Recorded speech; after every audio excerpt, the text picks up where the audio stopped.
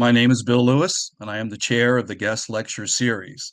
Every fall, we strive to bring noted speakers from various disciplines to speak to our class on Zoom.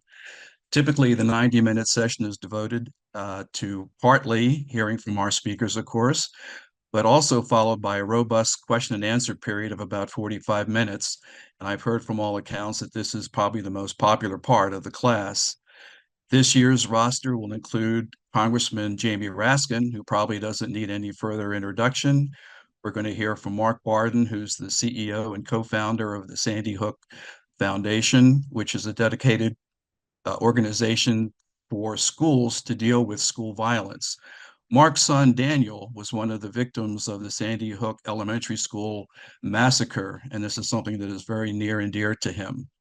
We're also going to hear from a presidential scholar who will talk to us about the most significant presidential elections in our nation's history. And I'm thinking that we may have to add 2024 to that list pretty soon.